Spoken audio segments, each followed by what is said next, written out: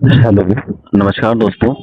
मेरा नाम राहुल सागर है और स्वागत है आप सभी का आपके अपने YouTube channel study with Rahul Sagar में। दोस्तों, इस वीडियो के अंदर मैं बात करने वाला हूँ डीएसएसपी के पीआरटी का जो रिजल्ट है वो आपको कब तक देखने के लिए मिल जाएगा। काफ़ी सारे क्वेश्चंस आ रहे थे या काफ़ी सारे कमेंट्स में मेरे से पूछा जा रहा था कि कैंडिडेट्स के द्वारा कि सर पीआरटी को लेकर के कुछ बता दीजिए कि उसका एग्जैक्ट मंथ क्या होने वाला है जिसमें हमारा रिजल्ट देखने के लिए मिलेगा। इस चीज़ को लेकर के कम्प्लीटली बात करेंगे। ठीक है, क्या डीएसएसबी का बैकग्राउंड रहा है, क्या चीज़ें वो फॉलो करता है, उन सभी चीज़ों को लेकर के बात करेंगे। ठीक है, और साथ ही साथ आपकी जो अपकमिंग जो पीआरटी की वैकेंसीज हैं वो आपको कब तक देखने के लिए मिल जाएंगी, किस डिपार्टमेंट के अंदर होंगी, उन सभी चीज़ों को लेकर के कम्प्लीटली विस्तार से जानेंगे। ठीक है दोस्तों, तो चलिए वीडियो की शुरुआत करते हैं।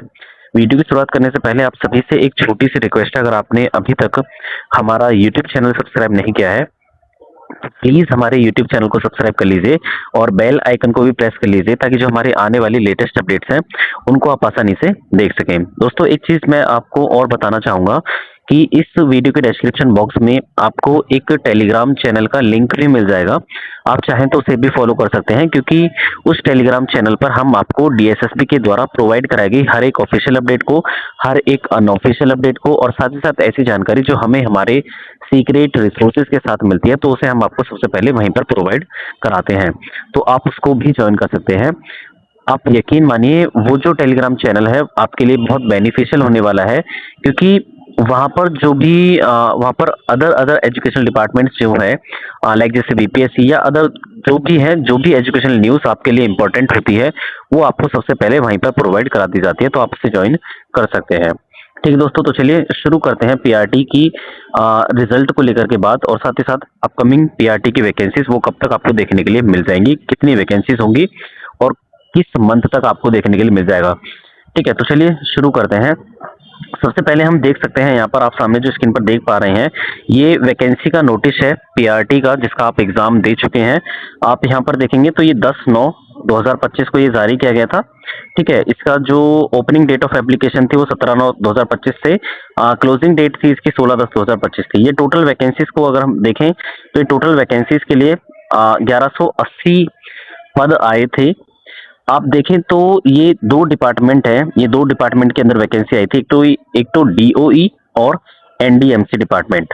ठीक है, यानी कि डायरेक्टरेट ऑफ एजुकेशन और new Delhi municipal council department के अंदर ये वैकेंसी आई थी, जिसका पोस्ट कोड था 802/25, जिसका एग्जामिनेशन आपका फेब से लेकर के जो मई के बीच में जो आपका स्केड्यूल आया था एग्जाम कराने का, एग्जाम कंडक्ट कराने का, तो उसमें ये कंडक्ट हो चुके हैं और उसकी जो ड्राफ्ट आंसर की है वो भी जारी की जा चुकी है, आप सभी को पता भी होगा। ये जो ड्राफ्ट आंसर की का नोटिस है, हाँ एक चीज और मैं आपको बता देता हूँ, अभी हाल फिलहाल में ये थोड़ी वैकेंसीज कम कर दी गई हैं।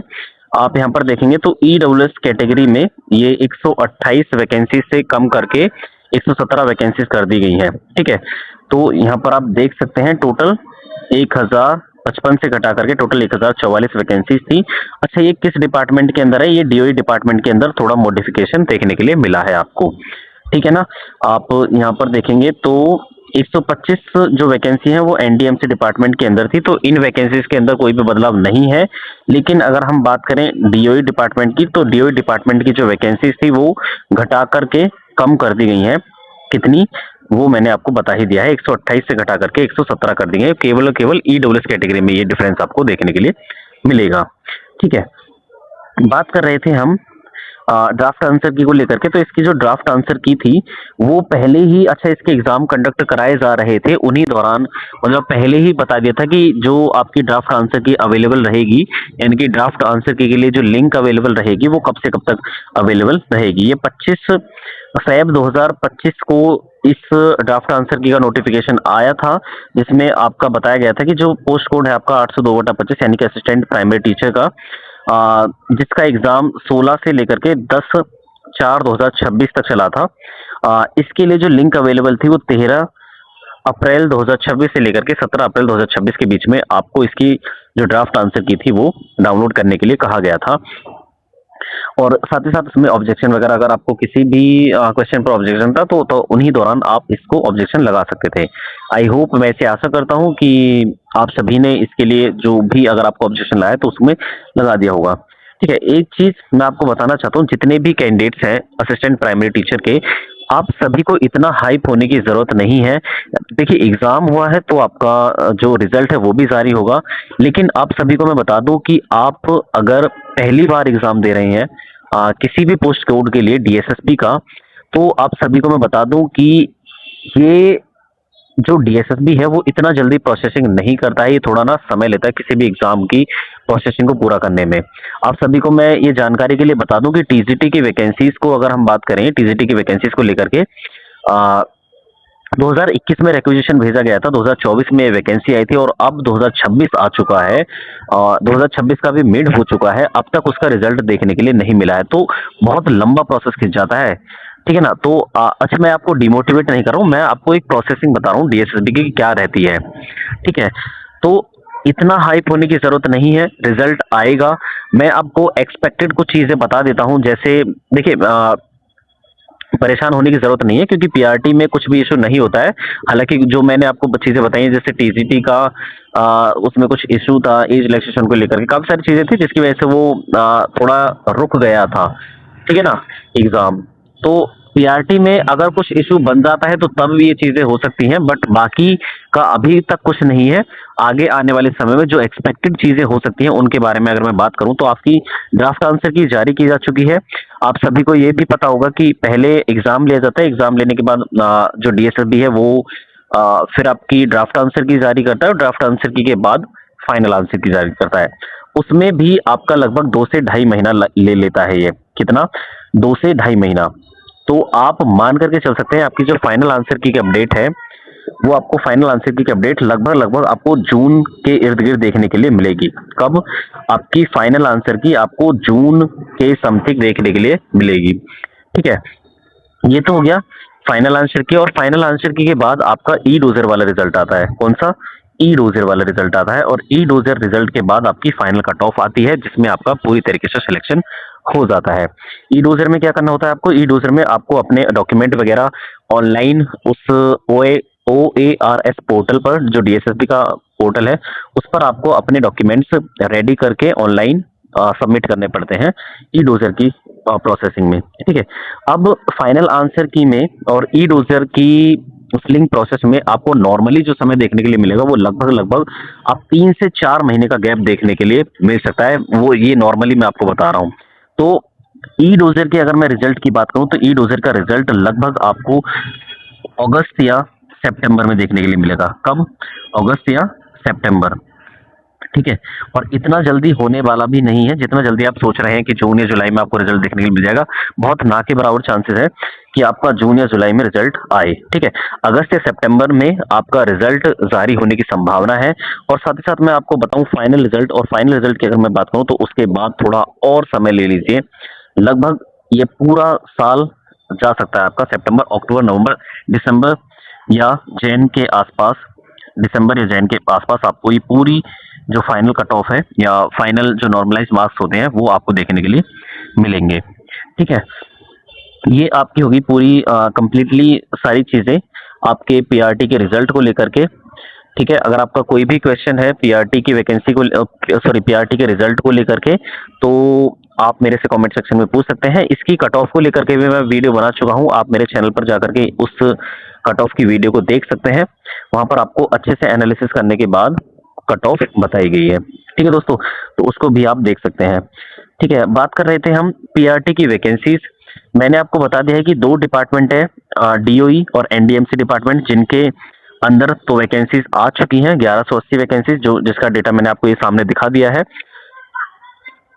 अच्छा, डीएसएसबी के अंडर में एक और डिपार्टमेंट होता है, वो होता है एमसीडी। ठीक है, इसकी वैकेंसीज को लेकर के बहुत लंबे समय से प्रोसेसिंग चल रही है, प्रोसेसिंग नहीं बोल सकते, बहुत लंबे समय से चर्चा चल रही है। लगभग 2017 में इस डिपार्टमेंट के अंदर वैकेंसीज आई थी। 2018 में I think, if I am not wrong, तो इसका एग्जाम कंडक्ट कराया गया था। और अब से, जब से लेकर के अब तक एमसीडी डिपार्टमेंट में पीआरटी के लिए कोई भी वैकेंसी नहीं आई है। 2023 की अगर मैं बात करूं तो 2023 में कुछ 1147 पदों के लिए इसका आई थिंक डेटा भेजा गया था, लेकिन उन पर भी अभी तक कोई भी प्रोसेसिंग नहीं की गई है। काफी लंबे समय से बच्चे प्रयास भी कर रहे हैं, ट्विटर कैंपेन वगैरह चला रहे हैं। काफी लंबे समय से कोर्ट के द्वारा भी ये आदेश दिया गया था कि जो भी खाली पद है वो उनको भराया जाए, लेकिन एमसीडी डिपार्टमेंट के कानों पर कोई भी जू नहीं रहेगी, और साथ ही साथ उसने कोई भी इस तरीके की वैकेंसीज का, यानी कि जो 1147 वैकेंसी मैंने आपको बताई है, उनका ना ही अभी तक कोई भी रिक्वेजिशन नहीं भेजा गया है डिपार्टमेंट को। ठीक है, लेकिन इसी बीच आपको एक बहुत अच्छी न्यूज देखने के लिए मिलेगी। वो न्यूज क्या है मैंने आपको पहले भी बता दिया था। आप अगर आगे सामने चलेंगे, स्क्रीन पर देखेंगे, तो एक सेकंड थोड़ा रुकिए। ये जो नोटिस है आपका, ये नोटिस है कंटेम्प्ट ऑफ कोर्ट का। ये पूरी नोटिस को पहले हम ना समझ लेते हैं, उसके बाद मैं आपको थोड़ा बताने की कोशिश करूंगा कि एमसीडी डिपार्टमेंट के अंदर जो वैकेंसीज हैं पीआरटी की, वो आपको कब तक देखने के लिए मिल जाएंगी। ये जो नोटिस है पूरा सिंपल लैंग्वेज में मैंने आपको लिख दिया है। ये जो नोटिस है वो एमसीडी के कमिश्नर, यानी कि आपका जो एमसीडी के कमिश्नर है, एमसीडी डिपार्टमेंट है, उसके कमिश्नर जो श्री संजीव खिड़वार जी हैं, उनको भेजा गया एक लीगल नोटिस है। ये लीगल नोटिस किसके रिगार्डिंग है? ये 18 मई 2026 को जारी किया गया था। इसको भेजने के पीछे का रीजन ये था कि contempt of court. Contempt of court कहने का मतलब है कि अदालत के आदेश की उन्होंने अवमानना की है। अवमानना क्यों की है? दिल्ली हाई कोर्ट ने 19 अक्टूबर 2023 को एक आदेश दिया था कि जिसमें एमसीडी स्कूलों में जो खाली पद है उनको भरने की बात कही गई थी। 19 अक्टूबर 2023 को दिल्ली हाईकोर्ट के द्वारा एक ऑर्डर जारी किया गया था, जिसमें एमसीडी के स्कूलों के अंदर जो भी खाली पद है प्राइमरी टीचर के, उनको भरा जाए, ऐसा उस कोर्ट ऑर्डर में कहा गया था। ठीक है, लेकिन एमसीडी डिपार्टमेंट के द्वारा इस आदेश का पालन नहीं किया गया है, जिसकी वजह से उनको ये कंटेम्प्ट ऑफ कोर्ट का नोटिस भेजा गया है। ठीक है, साथ ही साथ पद की अगर हम बात करें तो ये लगभग 1147 पद थे शिक्षकों के।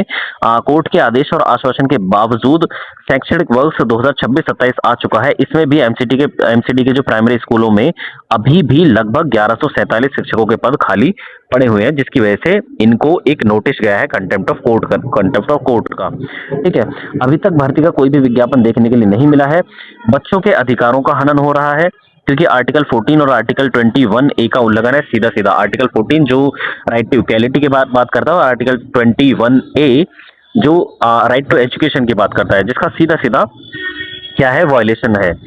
ठीक, उसके बाद हम बात करें तो कानूनी कार्रवाई की चेतावनी दी गई है इस नोटिस के जरिए। इसी नोटिस के जरिए नोटिस में सीधे तौर पर कहा गया है कि कमिश्नर इस आदेश को लागू करने के लिए जिम्मेदार है। आदेश की अनदेखी करने के कारण उनके खिलाफ हाई कोर्ट की अवमानना यानी कि कंटेम्प्ट ऑफ कोर्ट का केस और कानूनी कार्रवाई तक की जा सकती है, अगर उनके द्वारा इस संबंध में कोई भी लीगल पॉइंट नहीं रखा जाता है तो। ठीक है, क्यों उन्होंने वैकेंसी अब तक नहीं निकाली है उस संबंध में। उसके बाद प्रेषक, मतलब जो भेजने वाले हैं, किसको भेजा गया है ये आपको पता ही है।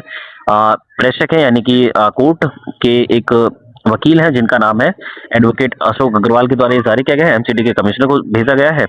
और साथ ही साथ इसका मुख्य विषय भी आप जानते हैं, अदालत का आश्वासन वगैरह मैंने आपको सारी चीजें बता ही दी हैं।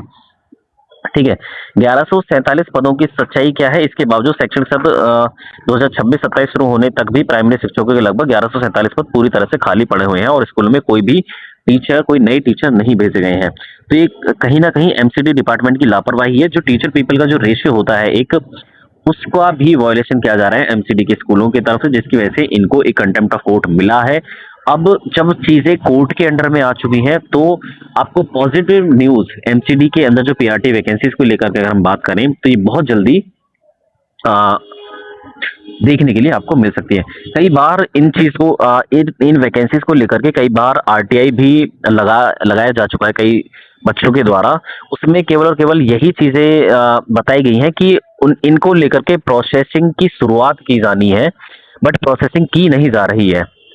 ठीक है, इन्होंने ये बोला है आरटीआई में भी कि इनके लिए प्रोसेसिंग की जाएगी, लेकिन प्रोसेसिंग की नहीं जा रही है। ठीक है, दोनों वर्ड्स को समझने की कोशिश करना। तो ये सारी चीजें हैं, लेकिन अब जब कोर्ट के अंदर में चीजें आ चुकी हैं, कंटेम्प्ट ऑफ कोर्ट लग चुका है, तो आगे चीजें आपको पॉजिटिव देखने के लिए मिल जाएंगी। कब तक देखने के लिए मिल जाएंगी? आप मान करके चल सकते हैं जून या जुलाई में आपको एमसीडी डिपार्टमेंट के अंदर पीआरटी की न्यू वैकेंसीज का जो नोटिफिकेशन है या इसका जो रिक्वेजिशन वगैरह है उसकी प्रोसेसिंग शुरू हो जाएगी। आपको बहुत जल्दी इससे रिलेटेड जो भी चीजें हैं, न्यू चीजें, वो आपको देखने के लिए मिल जाएंगी। ठीक है। और साथ ही साथ उन सभी बच्चों से रिक्वेस्ट है जिनको लगता है कि 1180 वैकेंसीज के अंदर उनका सिलेक्शन हो जाएगा, वेल एंड गुड, लेकिन आप फिर भी तैयारी रखिएगा क्योंकि होने के लिए बहुत कुछ हो सकता है, कुछ भी हो सकता है, बट आगे भी तैयारी करते रहिए क्योंकि आगे जो चीजें होने वाली हैं वो आपके एक्सपीरियंस पर बेस्ड रहेंगी। अगर आपका इसमें नहीं हो पाता है तो आगे आप इसमें सेलेक्टेड होने के चांसेस ज्यादा रहेंगे क्योंकि पहले का एक्सपीरियंस आपके पास होगा।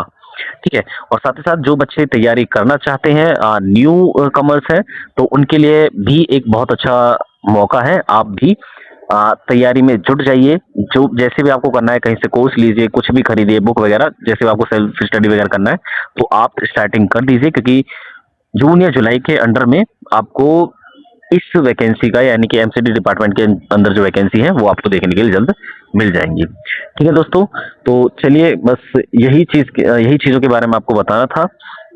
अगर आपका कोई भी क्वेश्चन है तो मेरे से पूछ सकते हैं, मैं कोशिश करूंगा कि उसका जल्द से जल्द आंसर दे दूं। ठीक है दोस्तों, तो चलिए यही थी हमारे इसकी वीडियो। आई होप आपको ये वीडियो पसंद आई होगी। वीडियो पसंद आई तो प्लीज़ वीडियो को लाइक, शेयर और हमारे यूट्यूब चैनल को सब्सक्राइब भी कर लीजिएगा ताकि जो हमारे आने वाली लेटेस्ट अपडेट्स हैं उनको आप आसानी से देख सकें। तो चलिए दोस्तों, थैंक्स फॉर वॉचिंग।